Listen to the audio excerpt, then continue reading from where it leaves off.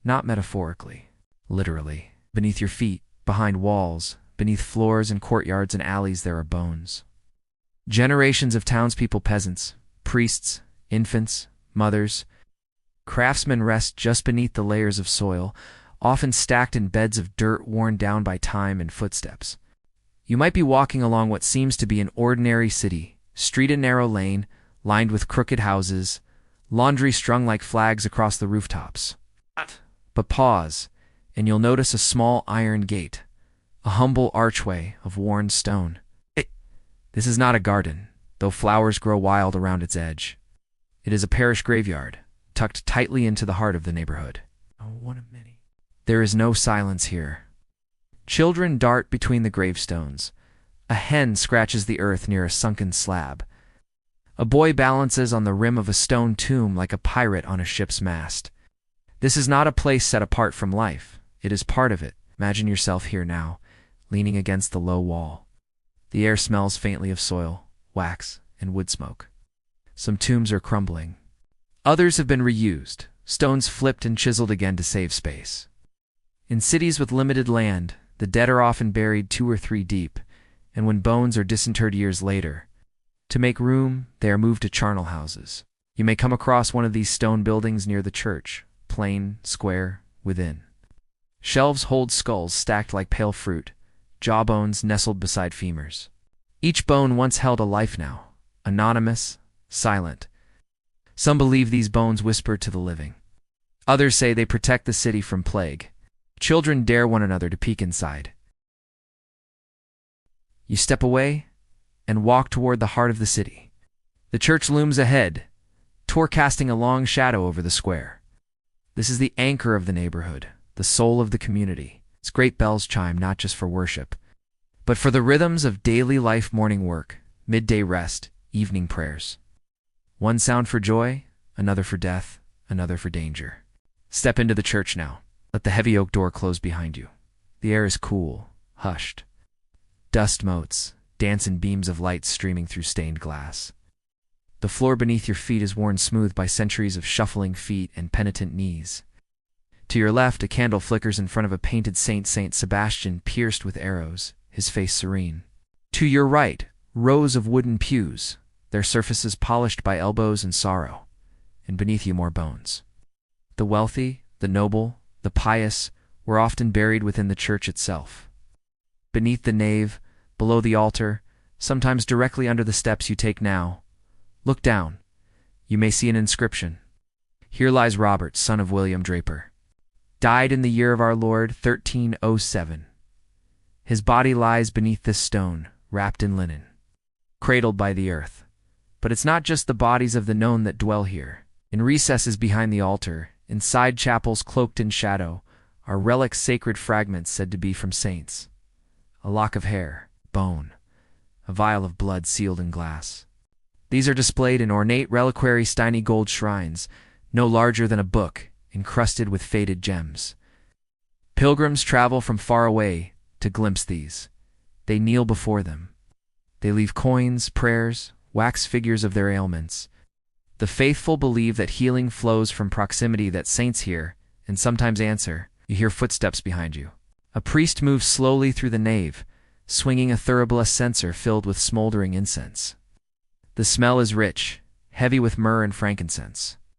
It mingles with the candle wax and old wood. The smoke rises in soft spirals, curling toward the vaulted ceiling, disappearing into the beams and echoes. For a moment, the boundary between life and death feels thinner. Sit now. Let the stillness wrap around you. There is comfort here, not in silence, but in continuity. The same prayers have been whispered in this space for centuries. The same bells rung, same stories told. It is a kind of immortality in repetition.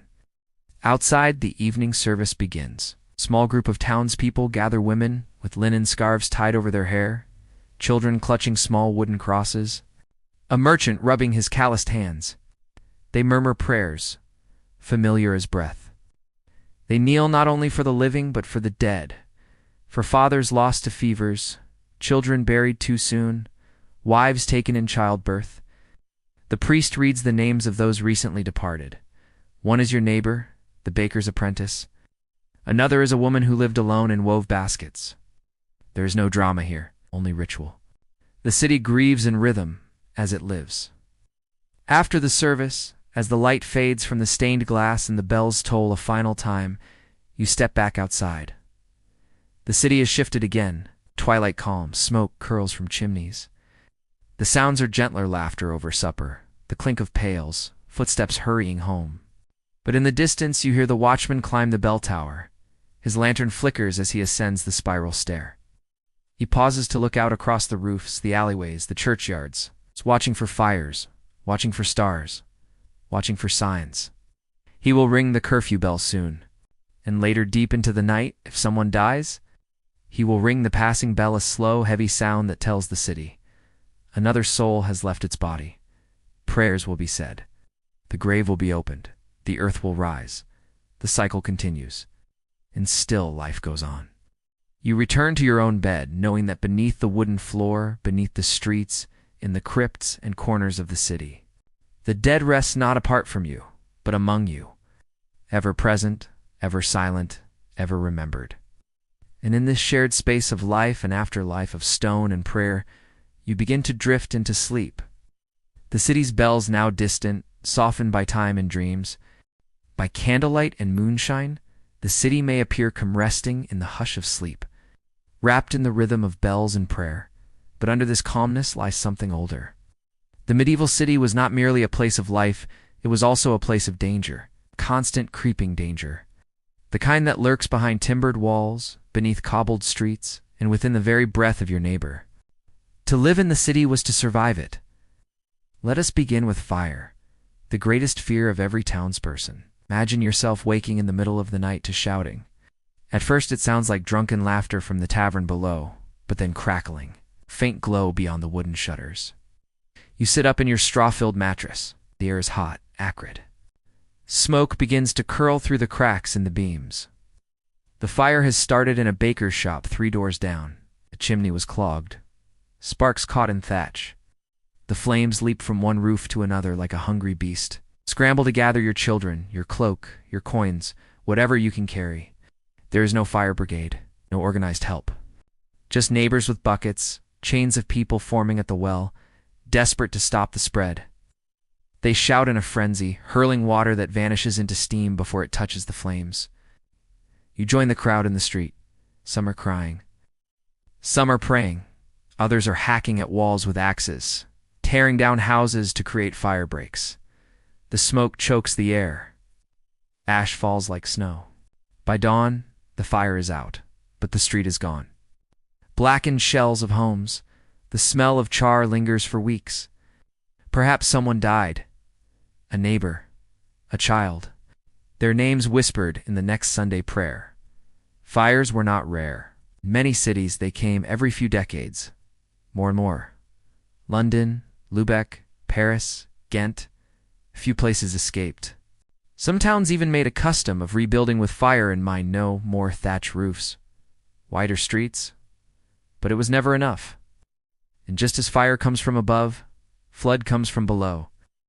In spring, the river that feeds the city becomes a threat. Heavy rains upstream, melting snow in the mountains. Suddenly the tranquil water rises, pushing against embankments, surging into canals and drains. You wake again to a different kind of sound, slashing, gurgling, a persistent lapping against stone. The floor is wet. Water seeps through doorways, pours down cellar stairs. Rats scatter.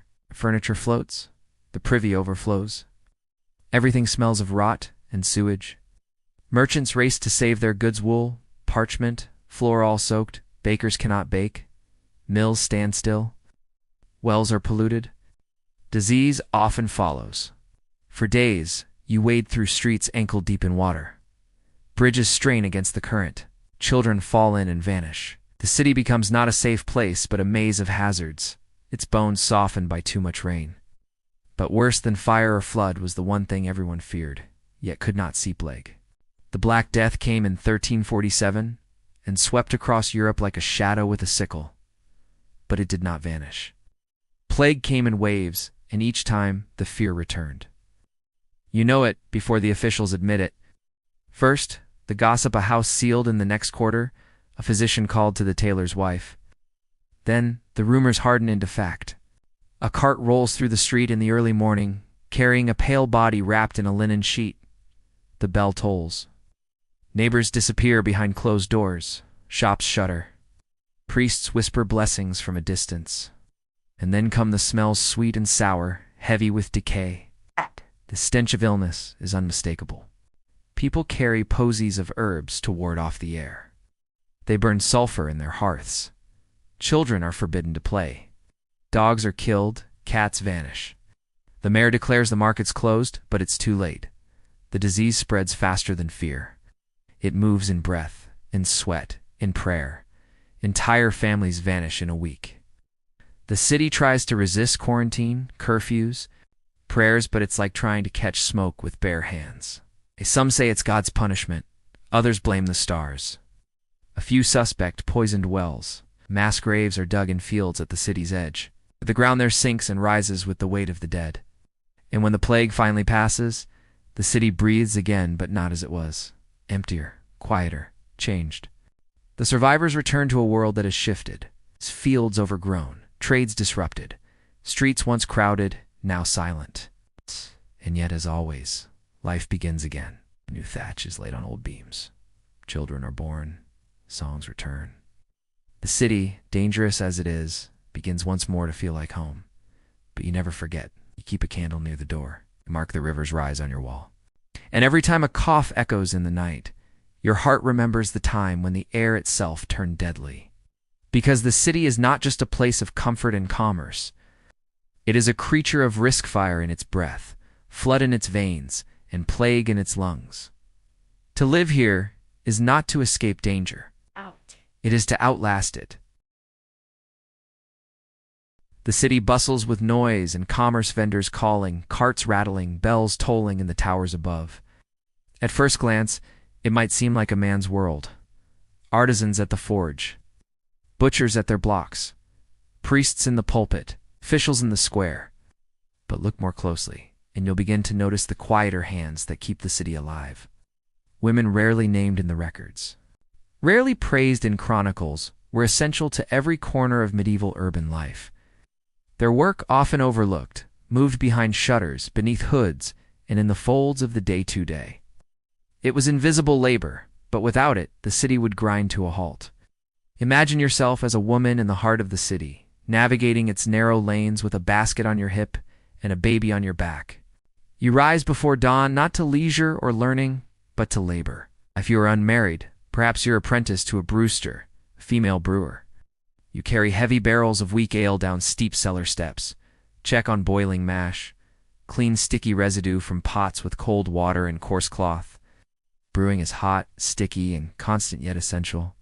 In some towns, women dominate this trade, especially at the lower levels. Ale is safer than water, after all. Everyone drinks it. Perhaps instead you work as a laundress, your hands cracked and raw from hours in cold basins, scrubbing linens with lye. The job is backbreaking, bending over tubs, wringing out wool, hauling sodden sheets to riverside stones where you beat out the dirt. Clothes weigh heavy when wet, urine little, but without you, the city would stink more than it already does. Or maybe you tend a hearth as a cook in the household of a wealthy merchant. The fire must be kept alive at all hours. You roast, you boil, you chop. You serve dishes you will never taste. You rise before the family and sleep after them. You are trusted and invisible. Then there are midwives called to homes at all hours, steadying trembling hands and catching new life into the world. They hold secrets, carry grief, witness first breaths and last cries. Though often respected, they are also vulnerable. If her birth goes wrong, they may be blamed. Some whisper about herbs they use. Others say they know too much. Some women work within the guilds, especially in textiles, where spinning, weaving, and embroidery are common trades. Widows sometimes inherit their husbands' workshops. Daughters help with counting coins and keeping accounts. In some cities, women even form their own craft associations, though they are rarely allowed full mastery. But not all women work under a roof. Walk the alleys at dusk, and you may see the sex workers, leaning near tavern doors or whispering to sailors beneath the arc of torchlight. The city tries to regulate them, sometimes shaming, sometimes tolerating, sometimes condemning. Some are cloaked in velvet, entertaining wealthy clients. Others are ragged, surviving by the coin. Many are neither saint nor sinner, just poor, alone, or outcast. And though they are watched and judged, their work is part of the city's rhythm. Their stories rarely survive in the archives. But they walked these same cobblestones. They laughed, they suffered, they endured. Even within marriage, a woman's work is endless. She runs the household, balances the accounts, raises the children, tends the sick, manages apprentices, and maintains the fire. If her husband is a merchant, she may run the shop in his absence. If he dies, she may carry on the trade. If she is widowed too soon, she must negotiate her way through a world that rarely favors single women. And yet, despite the constant labor, women remain in the shadows of the city's memory. Their names are footnotes, their roles uncelebrated, their contributions quiet. But you can still feel their presence behind every warm hearth. Every neat row of stitches, every loaf of bread, every infant's cry and woman's prayer. They were the rhythm beneath the city's clamor. Without them, the city would not hum, it would fall silent. So tonight, as you listen to the fading bells and the faint rustle of straw, spare a thought for the women who move through the city not as monuments or martyrs, but as its quiet lifeblood. They shaped its mornings and endured its nights. They labored in the margins steadily, silently, and endlessly. Imagine yourself stepping into the heart of the medieval city's bustling marketplace once again, but this time, the atmosphere is tinged with a different kind of tension, the usual chatter of vendors hawking their wares and customers. Bargaining over fresh bread is momentarily hushed by the arrival of the city's officials. The heavy wooden stocks are being carried into position near the steps of the town hall. A grim reminder that the city's laws are never far from the surface of daily life. These stocks, made from weathered oak and bound with iron, will soon hold those accused of minor crimes, thieves, drunks, or quarrelsome souls. Picture the accused, weary and resigned, as they are locked into place. Their feet secured firmly, sometimes their hands too, leaving them exposed to the gaze of neighbors, passers-by, and children whose curious eyes cannot help but stare. The rough wood presses against their skin, and the unforgiving sun beats down, while the chill of early morning dew seeps into their bones. The punishment here is not solely physical discomfort. More than the aching muscles or the sting of insect bites, it is the profound sense of humiliation that weighs heaviest. For hours, perhaps a whole day, they remain immobilized, able to escape the murmurs, whispers, and sometimes cruel laughter of the crowd. Imagine the smell of sweat mixing with the earthy scent of the marketplace and the faint trace of stale ale lingering in the air. As the accused endured this public marking, nearby the whipping post stands a tall wooden pillar scarred from years of use. Here, more severe offenders receive lashes from the city's appointed executioner or constable.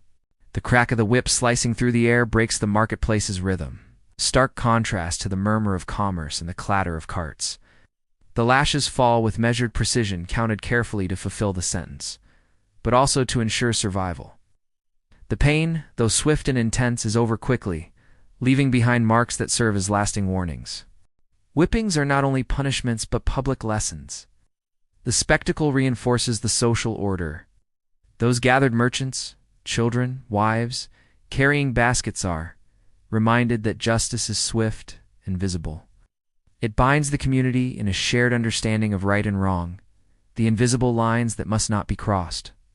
More severe still are the executions, though these are less frequent and often reserved for the most serious crimes, such as murder or treason. Imagine the slow procession through the city streets, guards flanking the condemned, the heavy clinking of chains mixing with the whispers of onlookers. Condemned's face is often pale, the weight of their fate settled upon their shoulders. As they pass familiar shops and homes, the crowds part, some with sorrow, others with cold detachment. When the sentence is carried out, the focus is rarely on the violence itself, but on the ritual and its purpose. The executioner's axe falls, the trapdoor opens, or the noose tightens. Each act choreographed to restore balance and send a clear message to all who observe. Imagine the hush that follows, the subtle shift as the city breathes again and life continues, uninterrupted yet deeply marked by what has just transpired. Justice was also marked by symbolic punishments. Thieves might have an ear nailed to a city gate, a grim and permanent badge of guilt. Others might bear branded marks on their cheek, symbols as visible as tattoos, etched with fire to warn all who meet their gaze. These punishments etched crime into the very fabric of the city's social memory, making it impossible to hide from one's past. In this tightly woven social fabric, justice was a communal affair. It was enforced not only by officials, but by the very people who lived in the city's crowded streets. Crowds might jeer or sympathize, and sometimes the line between official law and popular revenge blurred. Vigilante justice, whispered rumors, and neighborhood grudges all played their parts in maintaining order. The marketplace, so vibrant and alive during the day, was a stage where this drama unfolded regularly. Imagine the mingling scents, the fresh bread, the damp earth after a morning rain, the faint aroma of herbs from the apothecary's stall, interwoven with the metallic temps of fear and anticipation that hung in the air during these moments of judgment. Despite its severity, these rituals brought a strange comfort to the city's inhabitants. They created a predictable rhythm in an otherwise unpredictable world. The stones beneath your feet absorbed the echoes of these public punishments, just as they carried the steps of merchants and children. The spectacle of justice, harsh as it might seem now, was a vital thread in the tapestry of medieval urban life. As the crowds disperse and the marketplace returns to its usual hum, the sense of order, of boundaries drawn and enforced, lingers in the air. It is a reminder that life in the city was as much about rules and consequences as it was about survival and trade. And with that thought, we gently move onward through the city. Day begins to give way to evening, bringing us to the quieter, more reflective hours, when the city itself seems to slow down and prepare for rest. As the sun begins its slow descent behind the clustered rooftops and cathedral spires, the medieval city exhales. The hurried movements of the day give way to something more hushed, more deliberate. Shadows stretch long across cobbled streets, and lanterns begin to flicker behind oiled parchment windows. You walk the same streets again, but now under the cloak of twilight. Gone is the bustle of the marketplace, the clang of hammers in the smithy, the cries of fishmongers. In their place is a kind of stillness, though not silence. A medieval city never sleeps entirely. It simply, changes rhythm. You might hear the soft creak of shutters being drawn shut, the quiet clatter of dishes as the evening meal is cleared. Somewhere nearby, a family recites prayers by candlelight. A dog barks briefly, then settles. Church bells toll slowly from a nearby tower, marking the canonical hour of Compline. Their chimes echo across the rooftops, mingling with the cool scent of hearth smoke and damp earth. But even as most citizens retreat indoors, others begin their watch. The night watchmen take up their posts, cloaked figures carrying staves and lanterns, their steps steady and deliberate on worn flagstones. Their duty is simple but solemn: to keep the peace, to watch for fire, for thieves, for signs of unrest. Some call out the hour, their voices carrying across alleys and courtyards like the chant of monks. Imagine lying on a straw-filled mattress in a cramped upper room of a timber-framed house. Beneath you, the city murmurs, never entirely quiet. Footsteps below, distant singing from a nearby alehouse, the occasional rattle of shutters in the wind. Your body aches from a day's labor. Your breath rises visibly in the cool air. There's a comfort in the closeness of walls. The rhythm of your neighbor's cough through thin partitions, the warmth of shared space. And then there are the chamber pots. There's no plumbing, no privacy as we know it. When nature calls in the small hours, you reach for the ceramic pot beneath your bed, cold to the touch. The contents will be emptied come morning, or, more often, tipped into the street under cover of darkness. A warning cry, Gardilu, is supposed to precede the splash, though it's not always given. The narrow alleys become rivers of refuse by dawn. A walk after rain is treacherous indeed. Still in this place, under this sky, people find rest. A mother hums softly to her child, candle gutters, and dies. Rats scurry between beams. Somewhere, a monk sings matins alone in a cold chapel. Time here moves differently at night, slow, circular, reverent. Even the wealthy, in their stone houses and curtained beds, Feel the city's breath at night. Behind thick tapestries and shuttered windows, they too listen to creaking beams, the scratch of mice, the wind moving through chimney flues. Luxury offers insulation, but not separation. In this world, rich and poor alike lie wrapped in woolen blankets, drifting in and out of sleep to the same nocturnal sounds. And so, the city rests, not fully, not quietly, but in its own way-layered, rhythmic, alive even in sleep. Beneath rooftops and cathedral spires, beneath tiles and thatch and slate, the pulse of the medieval city beats on through the hours of darkness.